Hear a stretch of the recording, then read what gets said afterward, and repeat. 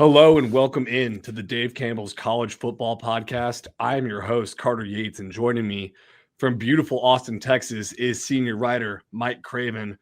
And Craven, we are recording this on Tuesday. This will come out Wednesday. Tonight are the college football rankings, first edition. Where do you think the Texas teams are going to fall?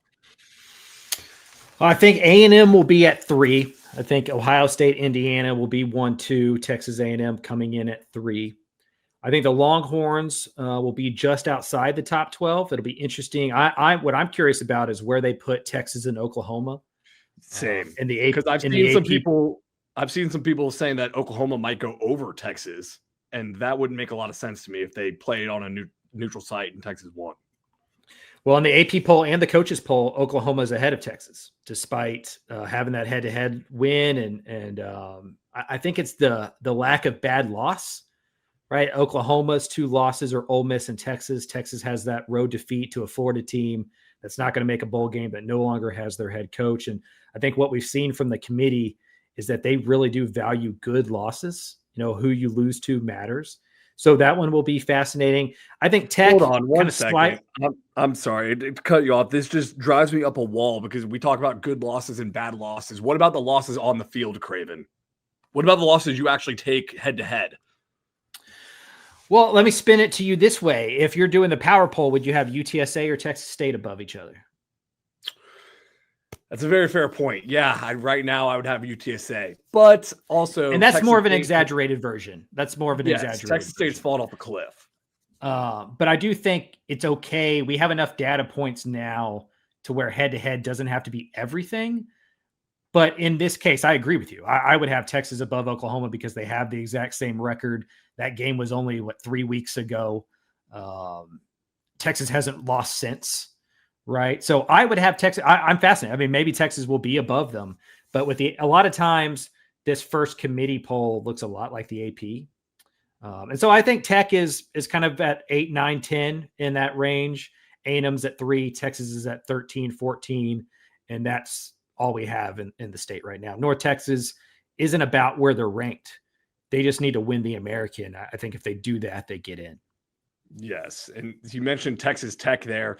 I think that is the biggest game of the weekend in the state of Texas. I know A&M's got a big one we're going to talk about too, but number 9 Texas Tech hosts number 8 BYU, 11 a.m. on ABC. Texas Tech favored by 9.5, which is kind of a big line, but I think it's because BYU has a bunch of close wins. Like they beat Colorado by 3, Arizona in double overtime, Utah by 3, and Texas Tech, all of their wins have come by over 3 touchdowns. Yeah, I think if you're looking for a blowout, Tech is the team that can do that. I don't think that there's a way in which BYU walks into Lubbock and blows out the Red Raiders. It could be one of those that looks a lot like the Kansas State game, a lot like the Utah game, where it's pretty even early. Texas Tech's kind of sputtering around. You're not sure. And then all of a sudden, boom, they're up by 20-something points, right? And so I do think that's in the cards here. BYU is going to challenge Tech in a different kind of way. You know, we've talked about the Red Raiders building the advantage in the trenches, and that is where you can build the biggest advantage in the Big 12 is if you go invest along the offensive and defensive line. Well, BYU's got a bunch of 24-year-old dudes with like wives and kids and mortgages. You know, like that's typically their thing. Same with Utah. And we saw Utah and Tech play pretty much to a draw through 3 quarters before, Tech blew their doors off. So LJ Martin and that, he's a Texas guy. LJ Martin and that BYU. That's right.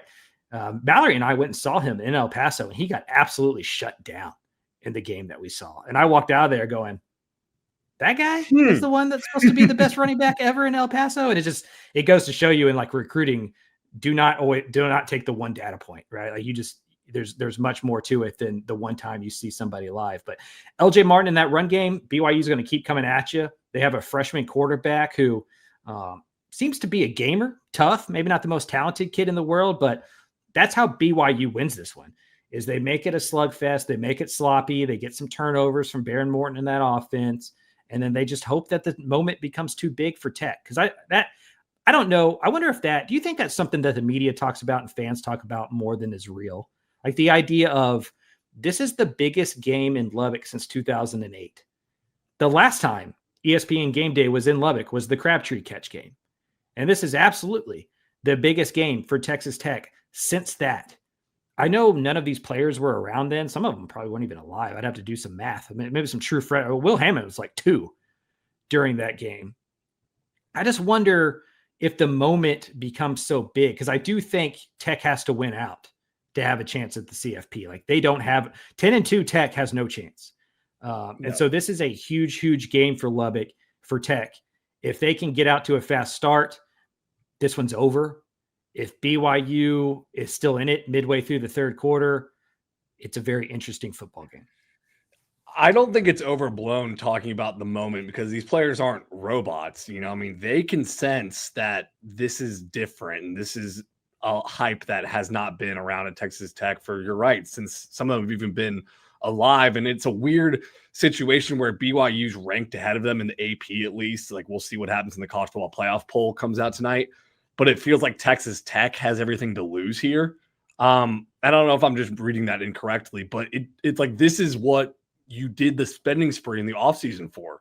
Like it was for a trip for the Big 12 championship on the line. This college football playoffs on the line. You lose this game, it's over. College game days there. So this is what it all was built for, this moment.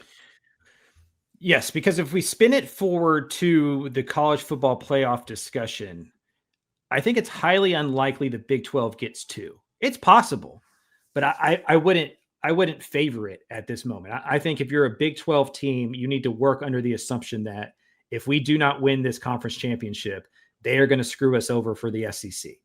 100%. That's not a value statement. That's not me saying a 10-2 Vanderbilt deserves to be in over an 11-2 Big 12 runner up. But I think that's what the committee will do. And if you look at the Big 12 standings right now, BYU's undefeated. Cincinnati's got 1 loss. Tech has 1 loss. Everybody else with 2 losses, including a Utah team that beat Tech, but also an Arizona State team that beat Tech, or a Utah team that Tech beat, but an Arizona State team that won it. And so if you lose this game, you may not have a chance, even at 7-2 in conference, to get to the Big 12 championship game. If Cincinnati wins out, you'd have that loss to BYU, then you have that loss to Arizona State. And so this is a vital, vital game because Joey McGuire, Cody Campbell, they were very honest up front going into the season that we don't win it. We don't need to win a national title. We don't even necessarily have to make the college football playoff, but we need to be playing for the Big 12 championship game in December. And this is the game that is going to decide if that is true. Because if they can win this one, and now BYU's got 1 loss, you got Utah down and Houston with 2 losses, you have tiebreakers over 3 of those 5 teams that are in the mix. And so it's just a vitally important game for Tech. And I would think you win this one with defense and your run game. Like out BYU. Like this isn't one for Baron Morton to throw 40 times a game. Like this is a Cameron Dickey, Jacoby Williams, use that offensive line, get after a freshman quarterback. First down is big for the Texas Tech defense. Because if you can get BYU into 3rd and 7, David Bailey and Romello Height win that one every single day of the week.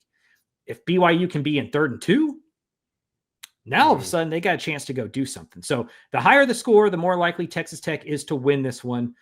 Turnovers, red zone, all that kind of stuff feels like the keys to this football game. Yeah, and I'm looking at the linebackers, the mustache crew, Jacob Rodriguez leading that charge. And I saw an interview he did with RG3 where I didn't realize how crazy Jacob Rodriguez's journey is.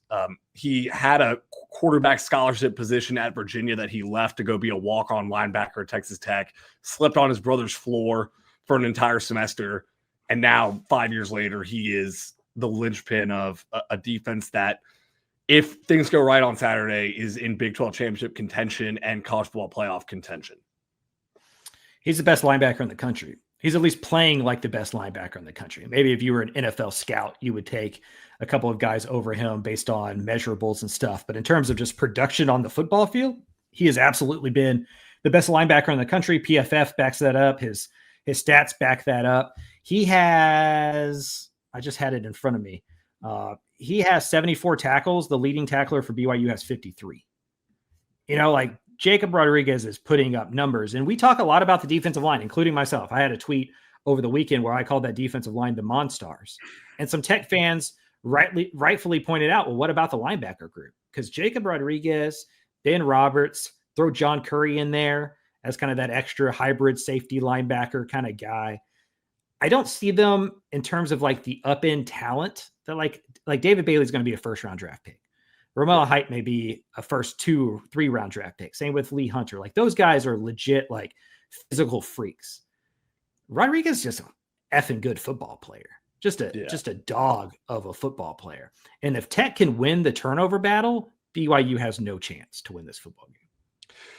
I hate to be so black and white here because life is full of shades of gray and a lot of different things happen throughout a football season that give you the results that you have. But like, is it too reductive of me to say this game says whether Texas Tech's season was a success or failure or not? Because you just mentioned all the guys they have. This is one of the best. This is the best Texas Tech team I've ever seen play. And this game determines, is this team going to the Alamo Bowl or is this team potentially going to the college football playoff? Yeah, I think that there's a real scenario here in which Texas Tech wins 10. If they lose this game, right? There is a scenario in which let's say Texas Tech loses to BYU and wins their last 2 and goes 10-2. Texas Tech has not won 10 plus games since that 2008 season. That season is looked upon as glorious. This season will be looked upon as a failure. And that is what I mean by, will this moment become too big for the Red Raiders? Because the floor or the ceiling is now the floor. What used to be great at Texas Tech and would get you raises and would get you statues and would get you talked about for the next 20 years is now like, well, we should have done more. We lost to Arizona State. We lost to BYU. We couldn't even get to the Big 12 championship. Like, they need to at least be playing for it in Arlington. And if they lose a close game to a Utah or a Cincinnati and they get left out because the committee is in the SEC's pocket, those are the breaks. But if it's because you couldn't even get there, you couldn't even play for a Big 12 championship when your payroll is 2 times everyone else, the fan base won't be viewed upon as a great season. And that's got to add to the anxiety within the room, I would imagine. Oh, dude, as you're saying this, I'm like getting the goosebumps ready to watch this game. This is why you watch sports, is for stakes like this. This is going to be, and you're going to be there. Yeah, this is why you invested, is to be in these football games and to be favored in these football games. Tech is the better football team. Losing on the road by 4 with your backup quarterback to Sam Leavitt and to the defending Big 12 champion, that's an understandable mishap, right? Like going 12-0, not something a lot of teams can do anymore. Losing at home to a BYU team with a true freshman quarterback and not a lot of great skill players and nobody on their defense that you could probably name as a future draft pick, that's just losing a ball game you shouldn't. And that is going to linger over this team, even if they close out with wins over UCF and West Virginia. And that's the other thing that makes this one, if they still had Cincinnati in front of them or a Utah game in front of them, this BYU game wouldn't feel so big. But all they have left is UCF at home and a trip to West Virginia. And they should be double-digit favorites in both of those. And so this feels like that last bridge to cross. And it's one that nobody alive that is a Tech fan has experienced before. You know, they won 2 shares of the Southwest Conference, one of them in 1994 when A&M was awesome and just couldn't win it because of sanctions. They shared a conference title with a 4-3 conference record, right? Like that's not a conference championship game. They were tied for the Big 12 South in 2008, but Oklahoma played for the Big 12 championship that season. So I don't think it's hyperbole to say this is the biggest game in most people's Texas Tech's livelihood. I hope that they can handle the moment and they rise to it and they play a solid football game. And that's why it's the best game of the weekend, with all due respect to Texas A&M, Missouri. That's a great game in its own right. We're going to talk about it right now. Number 3 A&M travels to number 19 Missouri, 2:30 p.m. on ABC. Aggies favored by 6.5. But look, A&M could lock up a college football playoff spot here with a win, but they still have margin for error, which I think don't give it near the stakes that Texas Tech has.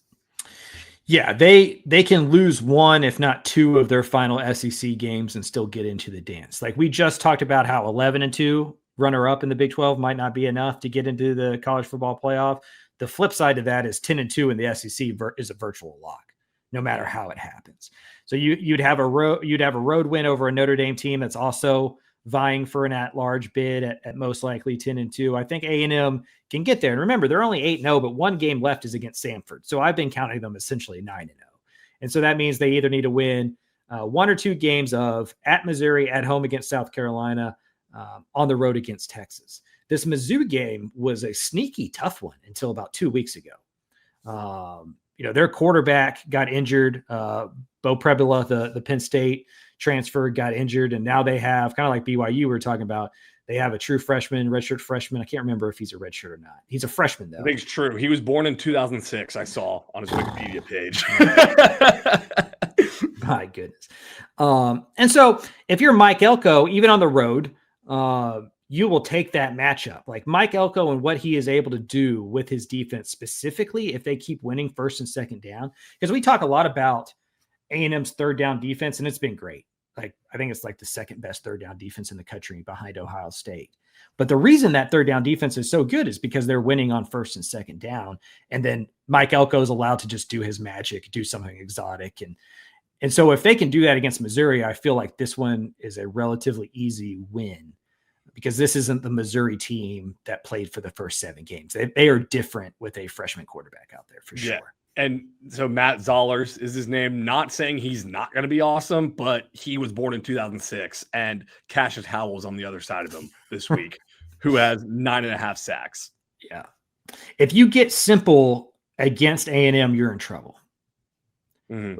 Like you have to be able to out scheme Elko in that defense to have any sort of chance. And that's easier said than done, obviously. Right. But like, you're not going to just down to down whip A&M. And their offense has proven that they can score points specifically on the road. They put up 40 on the road against Notre Dame, put up a lot against LSU, obviously. So Marcel Reed and that offense travel. And so if you're Mizzou, you need probably 25 plus points to win this football game. And I just don't see how they do that with a freshman quarterback. It'd be a lot of Ahmad Hardy, the running back, who is leading the SEC with 937 rushing yards. But I know Prebula was a big time rushing threat as well. So his threat also helped Ahmad Hardy. The good news for the Missouri defense is they can use the same game plan they had from last year when they thought Marcel Reed was going to play, and then Connor Wegman came out and stunted on him. So just put that game plan to this year. And I think the bigger picture stuff for A&M is obviously you win this game, you probably punch your ticket to the college football playoff. I also think, you take a step forward to the SEC.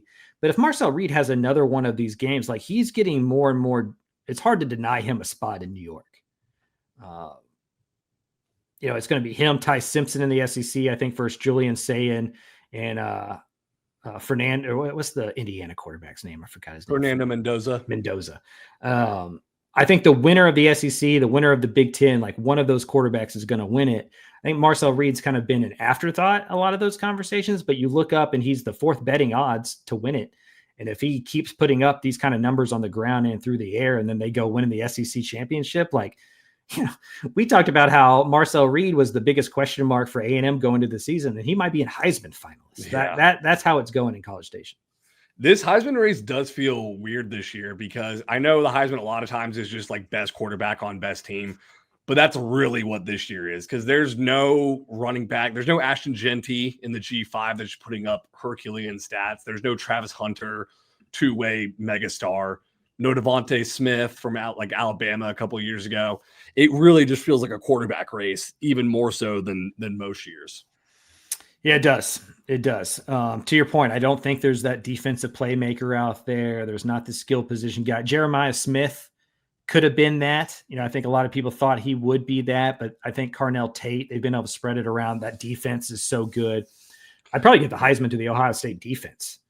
Yeah, that's the thing. If Julian Sayin won the Heisman, that is the most team Heisman award I've ever seen. Because, Julian Sayin, props to him. He handles the moment well, but that is one of the best teams I've ever seen. Yeah, they were incredible. They're absolutely incredible. It is about to be week 11. The best team I have seen was still the one I saw in week 1. with Ohio State. Like they do things defensively that you usually can't do with college players because of how good they are on the back end. And I think that's the only team that I wouldn't give A&M a 50-50 shot to win. I think everybody else in the country, A&M is either a clear favorite or at least 50-50, like Alabama, Indiana, some of those teams, maybe it's a toss-up. I think A&M is that good, and it's why I'm not too worried about them going on the road. They have so much to play for. They want to get to Atlanta and play in the SEC. Because I think another thing is, for a lot of teams, for a lot of programs, the conference championship game doesn't matter as much anymore. I don't believe that's true for A&M. You watched your rivals walk into the conference and play for a championship when you haven't in 13 seasons. I think going and playing in the SEC championship game is as big of a carrot as reaching the college football playoff for the Aggies. And so for that reason, I expect A&M to show up into Missouri and just be too much for the Tigers. Yep. My last note on this game specifically is I just can't wait to watch Missouri's defensive line against A&M's Maroon Goons, because Elko said this defensive line with defensive end Zion Young and Damon Wilson II, it's going to be the best line they've seen to date. So that'll be a nice matchup.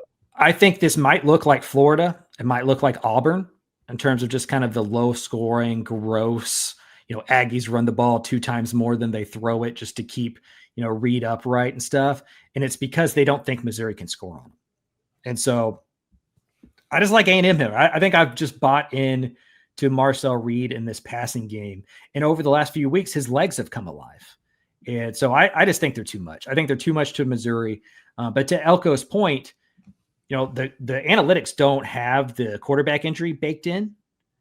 And so if you look at CFP graphs, it's 28.7 to 25.5 in terms of projection. Like this is a 50-50 up in the air game. True freshman quarterback against Cassius Howell and Torian York and Mike Elko's defense. Like, just give me the Aggies to cover here. Mm-hmm. Okay, let's go on to the Big 12 now with TCU hosting Iowa State, 2:30 p.m. on Fox. Horned Frogs favored by 6.5 because I don't know how high Iowa State was supposed to climb this year, and because there's no Big 12 preseason media poll, but it feels like Iowa State did the classic Iowa State thing, is every time we think they're going to be awesome, they go like 5-4. This is what they are now. Yeah, they are kind of they do have a lot of like the Mike Gundy Oklahoma State in them, to when you're ready to write them off, here comes the Cyclones, and as soon as you're ready to consider them a contender, they kind of fall off the map. And that's been true here. They win that game in Ireland against Kansas State, but it turns out Kansas State, not all that great. But in the Big 12, I think everybody's about the same. I don't think TCU is a team without some blemishes and some freckles as well. And so TCU was able to get that idle week and get healthier. I think that'll help the run game. As we've seen, when TCU is able to run the football with Convorian Barnes and some of those guys, like, it takes pressure off of Josh Hoover. That makes the passing game better. It makes the pass blocking better. They turn the ball over less, and then they go win here.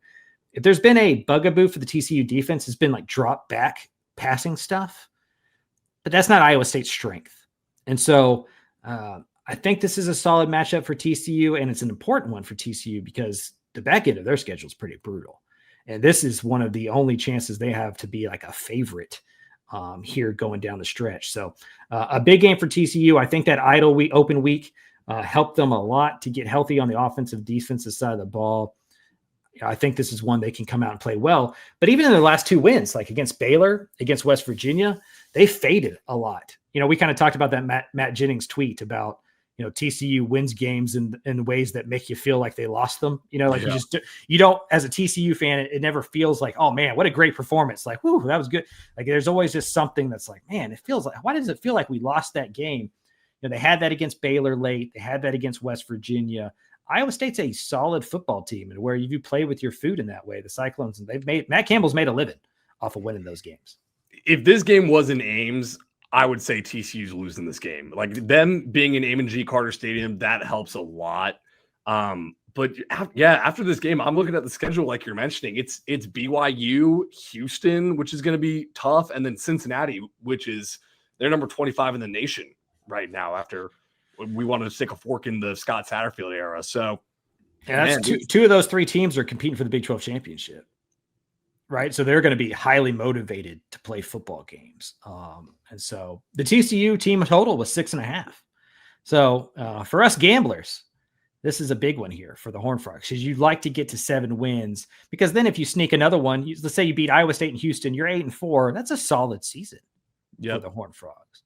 You lose to Iowa State, all of a sudden, like 6-6 is staring at you. 7-5 may be the ceiling. And that doesn't, it's amazing what one game does in terms of the perception of a football program.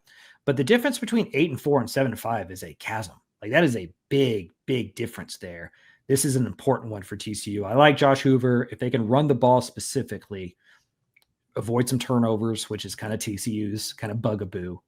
If they can do that, I like the Horned Frogs. But I'm with you. If this was an Ames, I would be very concerned. I think at home, give me the Frogs. This is an interesting stat I was looking at. TCU is 15th in the Big 12 in passing defense and second in the Big 12 in passing offense. TCU is 16th in the Big 12 in rushing offense and second in the Big 12 in rushing defense. So their defense is, they defend the run really well and can't run the ball. And then they can pass the ball really well, and then they can't defend the pass. Can you imagine what practice looks like? It's just like TCU running into a stone wall and then passing through open spaces, you know? But yeah, what was the problem with TCU last year is they also couldn't stop the run. They weren't good at running the ball. They weren't good at stopping the run. You talk to Dykes and to Briles and to Avalos, and they really do, like, if this team can run the football and avoid turnovers, they think they're as good as anybody in the Big 12. It's easier said than done. They don't always do that. And so at home against Iowa State, coming off an open week, like if you can't put together a 4-quarter performance in this one, I'm not sure you can. And so finish, I think is the mantra from TCU this week. Even if they jump up 21-7 against Iowa State, it ain't over. Like they've proven that it's not over. And so that is kind of the thing you want to see from the Frogs. A little bit of just a killer instinct, like put a team away, put a good team away. Iowa State's 2-4 in conference, not a great team, but one that I think would be a feather in your cap if you could go win it. That's a very funny statement to say, like, if we could just do the two things we don't do well, we'd be the best team in the Big 12. I think they see it as self-inflicted. Yeah. Right? Like we can run the ball. Like we've shown we can run the ball. Like sometimes we just don't do it. Like, and I think some of that's on the coaching. Right? That Kansas State loss, Kivarian Barnes was averaging 7-point-something yards per carry, and they got like 10. Yeah. So some like, of it. All right, you're done. Right. And then some of the turnover stuff, that's not the defense. Some of it is the defense, but some of that's just mental mistakes or, whatever. So if they can clean that up, if they can win the turnover margin, I think they win this one. It's just don't put too much on Josh Hoover. Put enough on him. It's like the paper plate theory, right? Like you just don't overfill the paper plate. Like it'll hold what it can hold. And Josh Hoover is one of the best quarterbacks in the country, but you can't make him be everything. And hopefully the run game is a little bit more involved because I do think, like I've said it a few times now, but Barnes had been nicked up a lot this season. Getting that kind of late bye week to kind of on ramp into the final 4 games, I think that'll be big for TCU. But this is the most winnable one they have left on their schedule. It's at home. I think this is big for Sonny Dykes in this program and just the vibes and the feels and the perception of it. If you lose this one, I think there's this idea of what are we as a football program? Like, where are we going? What is our trajectory as a football program? But if you win this one, you got a chance to finish with 8 or 9 wins. And, I think that's a great season. That's a good season. Yeah. Look at us. We're media masters. We can make an existential crisis out of any game. You think this game doesn't have stakes? We're going to figure something out. We are in existential crisis like week of college football. And, this is, I don't want to derail the conversation, but the 12-team playoff has added a level of anxiety for programs that used to not exist. Right? Like, because now if you don't make the playoff, you suck. That's how it's viewed. Yeah. And so an 8-win season, we just talked about how Tech could win 10 games and feel like they failed. For sure. And I do think that there's this sense of, if, we talk about it all the time, like this sport is measured on your rivals. TCU isn't two biggest rivals probably are Texas Tech, SMU. You can throw Baylor in there, right? They probably feel like they got a leg up on Baylor. But SMU just beat Miami. They just extended Lashley. They've been to the college football playoff like last year. Texas Tech is spending more money than God, right? They have all, they got ESPN game day coming down. I think there's a little bit of a FOMO from TCU fans. It's like we had it in our grasp in 2022. And we thought we had kind of cornered the market, and here we go. And then it's just kind of been, since then. And so any data point you can get, like go win football games you're supposed to win, I think is what TCU fans want. Like go look like the team you're supposed to for 4 quarters. And, this is an opportunity to do that. Speaking of teams that need vibe shifts, Houston travels to UCF on Friday night for the space game, 7 p.m. on FS1. UCF favored by 1.5. Both programs need a vibe shift because Houston took a tough one off a lot of turnovers and lost the game against West Virginia. They shouldn't have. And UCF got scoreboarded by Baylor, like 30-3. Yeah, that UCF team that lost to Baylor is one of the worst football teams I've seen. I don't really know what that was about. That was awful. But as Houston proved last week against a not great West Virginia team at home, they're capable of winning or losing football games against, bad football teams. They are not immune to that, especially if they turn the ball over. They've turned the ball over 8 times this year. 7 of them have come in losses. The other one was in a sloppy game they probably should have lost to Oregon State. So if the Cougars can take care of the football, not shoot themselves in the foot, get their run game going, if you take away Connor Wigman, and not a lot of success in that run game, which strikes me as interesting because, you talk to the coaches leading into the season. When I was doing the magazine, they really like the running back room. Like they love the depth of the running back room. That's been beaten up a little bit, and that's allowed or forced Wigman to be kind of a one-headed monster in the run game. Stephen Johnson out at wide receiver. I think that's kind of limited what they are able to do, although Amari Thomas has been huge. Koziel has been huge at tight end. Limit the turnovers, and I think that allows the defense to get back to playing really good football. Like Austin Armstrong's groups have been solid when they've made teams go the distance of the football field. The quick change stuff has gotten them. They just need to limit points off turnovers, and you do that by limiting turnovers. Yeah, sometimes, football is a tough game played by tough people, but sometimes the answers are kind of simple. It's like, just don't turn the ball over like you have in your 2 losses. 7 of your 8 turnovers are in the 2 losses. Just be smart with the ball. Okay, let's move on to SMU at Boston College. 11 a.m. on the ACC network. Mustangs are favored by 11.5. I'm pretty sure Boston College has like 1 win right now. This could be a huge letdown spot for SMU after the Miami game. That's the only thing I'm concerned about. I'm less concerned because they already lost to Wake Forest. Right. And had that letdown. Yeah. Had they beaten Wake Forest and they were on a win streak that included at Clemson at home against Miami, then I think this would be a trap game. If you look at the ACC standings, though, SMU is right in the mix. With Georgia Tech losing last week, we'll see what Virginia is. Now Miami has 2 losses. Clemson's not even in the race. They're going to play Louisville at home here in a couple of weeks. And so there's a lot to play for the Mustangs. That win over Miami puts you right back into this mix. They've only lost 1 game total as ACC football teams. Rhett Lashley's 12-1 in November. So I like SMU to show up and play well here. It looks like Kevin Jennings has gotten healthier, and that's a big part of this offense because the run games just isn't there. And we've talked about it. They have not replaced Brashard Smith. It looks like they've started to replace some of those guys defensively or figure out a scheme to kind of hide some of the lack of talent defensively. Scott Simons' group deserves so much credit for how much better they've gotten on the defensive side of the ball. Takeaways, sacks, tackles for loss, all that stuff has risen. When Kevin Jennings was really beat up and SMU didn't have a run game, it hamstrung them so bad at Wake Forest. If Jennings can have the game that he had against Miami and play like that, SMU should win by double digits.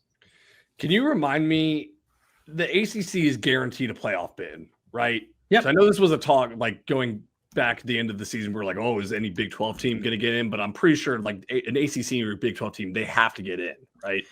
Yeah. Well, so it's technically, they do it like technically it's the 5 highest rated conference champions. Okay. And so like in theory, this is just in theory, if in theory the highest rated conference champions were the SEC, the Big Ten, the Big 12, the American, and the Sun Belt, like let's say James Madison was undefeated and they go 13-0 and win the Sun Belt, and North Texas would have gone 13-0 and won the American, and then like Virginia wins the ACC. Then maybe technically the ACC could get left out. It's just hard to imagine with the influence and the bias that goes into this that there would ever be a time in which the committee felt there was two G5 champions that were better than the ACC or the Big 12 champion. However, going into week 10, I wrote a column about how the Big 12 has a math problem to get two teams in. And some of that was because of the top of the ACC. I didn't think a 10-2 Miami would get left out. I definitely didn't think like an 11-2 Miami would get left out. Georgia Tech was undefeated. Virginia is still undefeated in conference. Both of those teams are 8-1. I did think there was this scenario where, let's say Virginia and Georgia Tech went out, they go play against each other in the ACC championship game. And then here's Miami, who got left out because of the tiebreaker. Like they're getting in because of the talent to win at Notre Dame. And so I didn't like what that looked like for the Big 12. With Georgia Tech losing last week, with Miami losing last week, all of a sudden, I don't think it's as impossible for the Big 12 to get a second team. And maybe it's the ACC that only sends their champion. Or maybe it's the ACC and Big 12 that only send their champion and we get 6 SEC schools. Correct. I don't, Carter, you joke. I don't think that is like off the wall. Like, oh, I wasn't joking. I was laughing at what, like, I'm frustrated. I'm frustrated laughing. For our listeners, like there is a way for 6 SEC teams to be 10-2. Like if Oklahoma wins out, if Texas wins out, that makes Alabama 10-2. A&M would be undefeated, and then obviously Ole Miss is right there. Georgia would be 10-2. Vanderbilt could end up 10-2. Like, and I don't know, man. Like Oklahoma at 9-3, 10-2, versus Texas Tech at 11-2, who just lost to, let's say, Cincinnati in the Big 12 championship.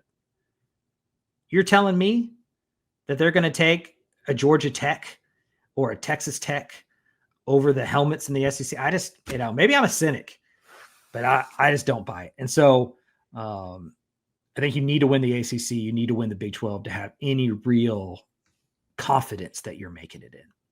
BYU could lose. It could be a TCU situation. Like if BYU wins out and then loses to Cincinnati in the Big 12 championship, I think they both would get in because BYU would be 12-0 and then lose. But yeah, man, I wouldn't want to be in the conversation with the SEC a year after an offseason in which Greg Sankey spent all of it prepping us for this exact conversation. Yeah, I don't think you're a cynic. I think you're just reading the defense, or the offense by Greg Sankey. Okay, let's go to our G6 teams. Thursday night, we got UTSA at South Florida, 6:30 p.m. on ESPN. USF is favored by 14.5 because the game is at South Florida. And apparently UTSA loses all their superpowers away from the Dome. Yeah, and it's a worse matchup for UTSA. Tulane wants to bully you, and they want to be physical, and they want to run the football and use play action pass. And UTSA, for the most part, they can do that. Like they're not bad against the run. They're 30th in defensive success rate against the run. They're 57th against the drop back pass. Like they are not a good secondary. They've played some teams that have, like a Rice isn't going to challenge that. And so that's helped their numbers look better. But on the road, a week after a big win, as you mentioned, they're as good as they've been at home. They've been equally as bad on the road. And then you throw in a bad matchup with a team that can throw it around the yard, who won't get caught unawares because they just watch you thump Tulane on film all week. And Golich is coaching for a job. And so what I worry about if I'm UTSA is if South Florida gets ahead, they're going to put it on you. They're going to try to embarrass you and blow you out. I think the South Florida team is the best G5 team I've seen in person this year.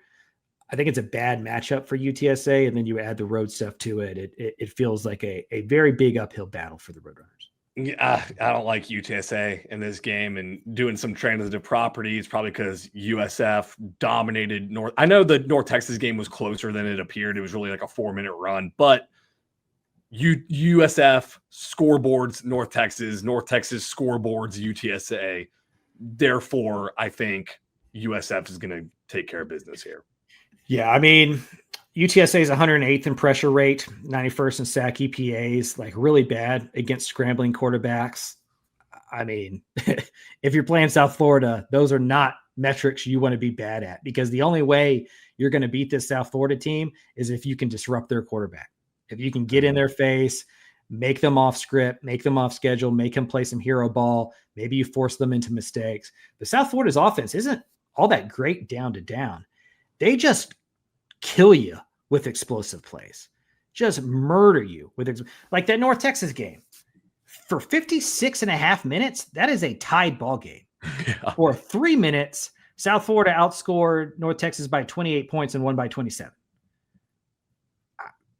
You know, UTSA's defense, like that's what they do. They're leaky. They give up big play. Again, styles make fights. This one feels like a bad stylistic matchup for the Roadrunners. Okay, let's go to Texas State. They are traveling to Louisiana, 4 p.m. on ESPN Plus. The Bobcats are favored by 2.5. It's kind of a puzzling spread for me. Does Louisiana have like an injury I don't know about? Because Texas State season's off the rails. Yeah, well, Louisiana's not very good either. They're not going to make a bowl game, and so I think this is one of those where, like, if you have to pick one, you at least you out of the 4 main units. The offense of Texas State, the defense of Texas State, the offense of Louisiana, the defense of Louisiana. 3 of them are bad. Right? Like the offense at Louisiana and the defense of Louisiana and the Texas State defense are bad. There is one unit in this game that is good, and that is Texas State's offense. And so if you're the Bobcats and you're playing a bad offense, maybe that cancels each other out. This becomes who can score more, and that's Brad Jackson in this group. The thing to watch out for, though, is this will be the 12th time that Louisiana and Texas State have played each other. Texas State hasn't won any of them. They're 0-11. Weird stuff. Yeah. Against Louisiana. So kind of a big kind of monkey off the back thing for Texas State. This feels like a Brad Jackson's go score us enough points to come away with victory type deal. It feels a lot like North Texas the previous 2 years to me. And by the way, if Texas State loses this game, we're in serious danger if Texas State doesn't make a bowl game, because they're 0-4 in Sun Belt play right now. They're 3-5 overall. Yeah, and Southern Miss is good. You got to remember Charles Huff and that Marshall team basically is now Southern Miss. So that's a game that they're probably going to be underdogs in. So they need to win 3 of their next 4 to get to a bowl game. And it starts here, but they're going to have to do something that they haven't done very much of, and that's win on the road in the Sun Belt, and something that they've never done, and that's beat Louisiana. Okay, that line is starting to make more sense.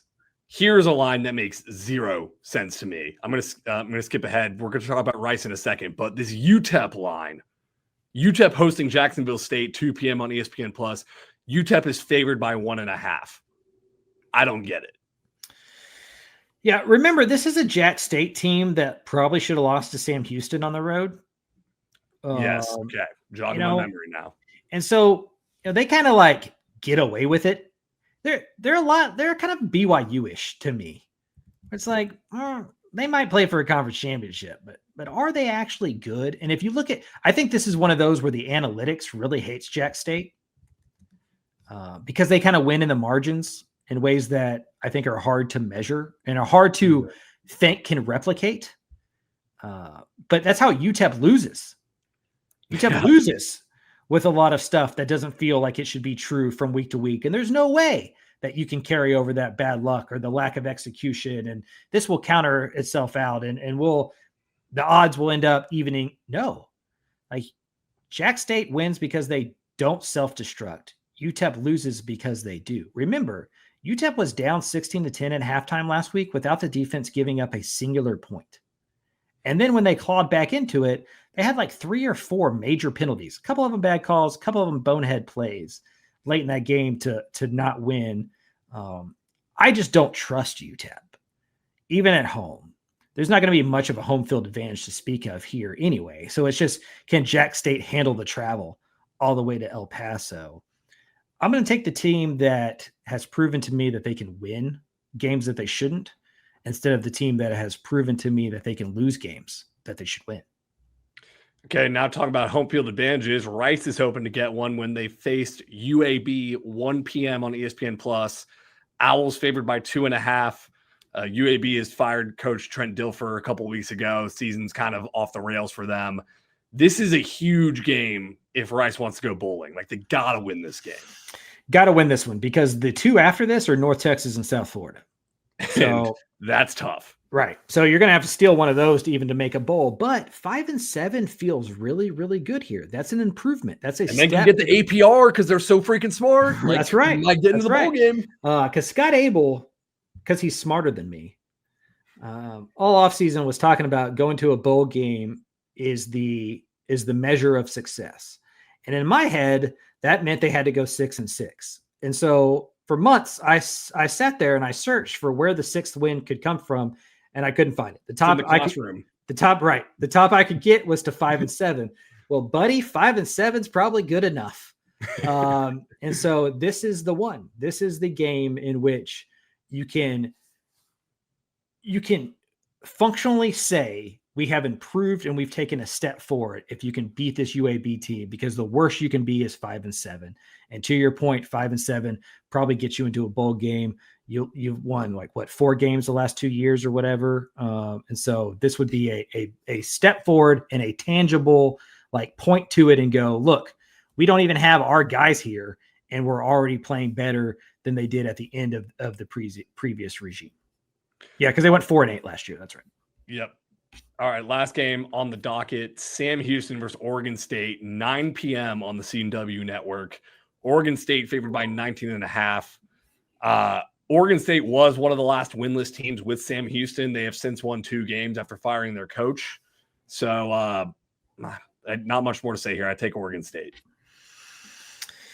Yeah, take Oregon State. I do feel for Sam Houston. Think of what this schedule has been for them.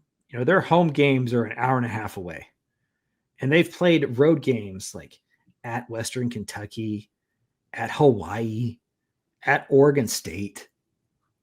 It's fun to go on those trips and get on those planes when you're winning.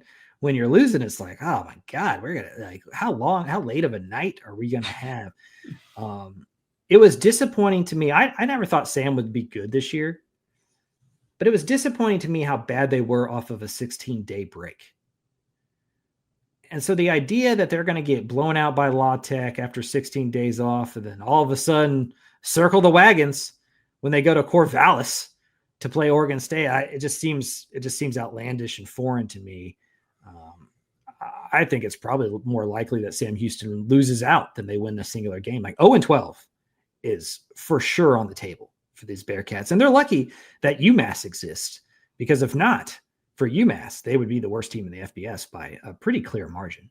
I don't even think 0-12 is on the table. I think it's the main entree right now. I think that's what's going to happen. Yeah, if I was betting, that would be what would happen. If you just look up, we've talked about it. Teams have had bad years before, but there are some silver linings that you could point to. You'd be hard pressed to find a single, and maybe fans would say this is not true. I think we're mostly a pretty positive news organization. Some people would take exception to that, but I agree. Yeah. I think for the most part, we are we're Texas centric. We look, we know all these coaches, we know these programs. We kind of look for silver linings. I remember how we talked about Sam Houston when they started 0-8 2 years ago. And it wasn't like the sky is falling. Oh my God, they're the worst team in the world. It was like, hey, fans, it's the first year in FBS. They're learning how to win. They've been in close games. The culture is going to take over. UTEP, I feel like we've been pretty measured on how hard that job is. Same with Rice.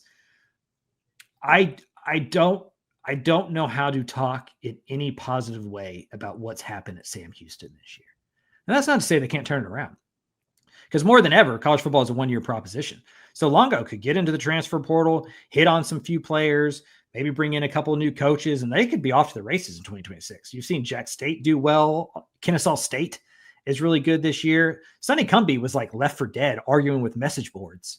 And now he's got – so you can turn it around. It's Conference USA. It's not that hard to do. But this year in 2025, write us a note. If you can, what is the one positive thing that you're taking into the offseason if you're Sam Houston? I would love to know what it is. That's going to wrap it up for this week's Week 11 preview. Hey, Craven, any final thoughts before we get on out of here and get you on over to Lubbock? Well, the one team we didn't have to have an existential crisis conversation about this week is Baylor, and that was a nice that was a nice change of pace. It's because Baylor is off, so that is good. Could have been a different week had they lost to UCF. So we'll see what happens there. But yeah, heading out to Lubbock on Friday. I'm gonna follow around Cody Campbell Saturday morning, kind of shadow him and see what it's like to be kind of the grand poobah of Texas Tech football with game day in town, Mahomes in town, all that kind of stuff. It's going to be a big one. And I've said this a lot. Like, if you're an outsider to the state of Texas in college football, when you say college football, they think of Texas and Texas A&M and just the crowd environments of Kyle Field and DKR. And they're great. Like Kyle Field's top 5 in the country, in my opinion, probably top 2 that I've ever experienced. Texas has gotten so much better than I was when I was a kid. Texas used to be the wine and cheese crowd that it gets a perception of. It's changed a lot, and credit to Chris Del Conte for that. But for my money, Texas Tech is the most underrated stadium atmosphere that I know of. Like, Jones is awesome, and it's more true at night. And so we'll see what the 11 a.m. kickoff does to that atmosphere. But I'm glad game day's going. I'm glad they kind of have all eyes on Lubbock, because I think the Big 12 deserves it. This game deserves it. And the fans at Jones AT&T deserve it, because it is a fun place to go take in a football game. Even though it's not at night, I still have a feeling Texas Tech fans are going to find a way to get rowdy for this one. Oh, yeah. The, earlier, this won't happen because LSU sucks, but earlier in the year, there was this projection. I think it may have been Bud Elliott. He puts out his projections of the college football playoff every year. But there was one earlier in the season where LSU was projected to play in the first round at Texas Tech. And it was like, God. I couldn't think of 2 fan bases that would get along better. It's just like your Cajun cousin from Baton Rouge. Like, the ethoses are the same. Mm-hmm. Can you think of 2 diametrically opposed fan bases between what happens at Texas Tech and what happens at BYU? Yeah, no. These are exact opposites. And we talk about styles makes fights on the football field. Well, that's probably true in the fan base as well, which there won't be fights because BYU are the nicest people in the world. But I'd imagine there's like a level of debauchery before that game that like BYU fans didn't even know could exist before noon. Mm-hmm. So yeah, I think Texas Tech's going to be rough and rowdy like they always are. I think it's going to be great. We'll see what the tortilla situation is. But I'm excited about it. I bet BYU fans are the worst to trash talk, because I'm sure a Texas Tech fan's like, you guys are going down. They're like, can I pray for you, brother? Right. Like, no. I've heard Utah fans can get after you. Yeah. But I have always heard that BYU fans are pretty solid, pretty nice. Well, it's going to be fun to see them all in the same area at Lubbock. You will be there, and we will have you with the recap the next more. We'll record it Sunday. It'll be out Monday, and looking forward to that one. So stick around with us. I am Carter Yates. That is senior writer Mike Craven signing off for the Dave Campbell's College Football Podcast.